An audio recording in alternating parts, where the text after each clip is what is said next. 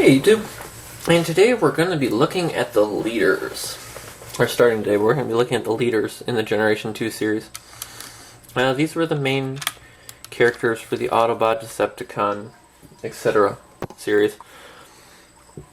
We're going to start things off with Pyro / Spark.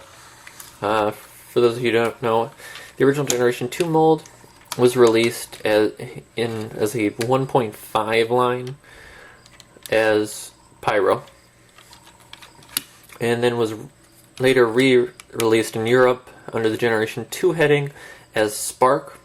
So I'm going to be calling him Spark because it is a Generation 2 Transformer, as seen by the symbol, but also the fact of Pyro at this point has become very synonymous with the Wreckers character. And I feel like he is a very different character than the Pyro of the Wreckers line. That said, he is a repaint of the Generations Inferno mold. Pink front cab, purple windows, clear. Some very nice metallic gold for the front grille. That gold carries to the engine. Back end is a yellow and black tiger stripe.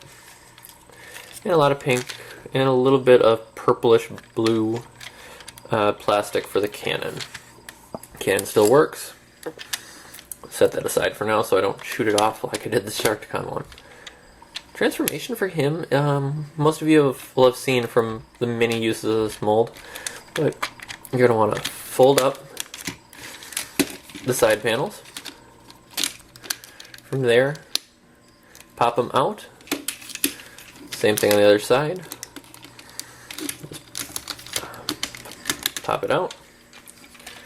When they're up, fold in the rest of the arm. From there, take the tires, rotate them both in on the hinge. Take the cab section, or the truck bed, pull them apart from the arms, and just rotate that down into place. And flip down the front grille. Separate the legs, rotate them, position the feet. Same thing on the other side. There are a lot of hinges on here, so make sure you're watching the upper thigh hinges. From there, do the upper half, which is actually just as quick and easy. Swing them out. Arms will come down. Flip closed the panel. Not really a big issue. It is just a friction pop joint. But you're going to want to take the outer side of the arm, rotate it around, and now we'll just pop that back into place. And rotate the cannon around. Same thing on the other side. This time we'll do it without popping that off, hopefully. Flip the arm and rotate it around. And then position the shoulder gear however you feel the desire. Last bit. Take the headlight. Wait, okay. Remember how to do this. Oh, okay, that was my problem. Push the headlight forward. For some reason I always think it's back. And then just close the back end of the chest. Well, I guess his spinal area. And there you have Generation 2 Spark in robot mode. Color pattern stays about the same. You do get a little bit of that gold highlighting in the face, as well as... Ooh, I lost my flashlight. He does have red light piping. Well, reddish pink. So you have that option. Articulation wise on him, you got the rotation for the flares here. The arms are on a ratchet joint for rotation. Out at the shoulder, back down, rotation at the thigh, 90-degree bend at the 360 rotation at the wrist. No waist joint really because of transformation. Now getting under here, to actually look at it, you have a rotation directly at the hip, as well as a bob at the hip for transformation.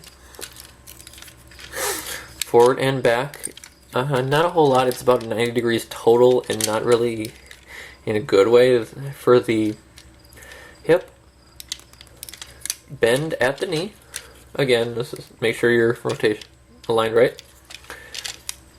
And then a rotation just below the knee. You have a full foot pivot, and then an additional toe pivot for transformation.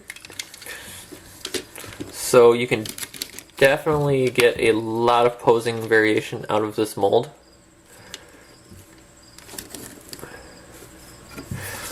As you can see, without trying, he's balancing on just the toe and the foot angled out. Overall opinion on this guy is going to be hunt for this one if you're a Generation 2 collector.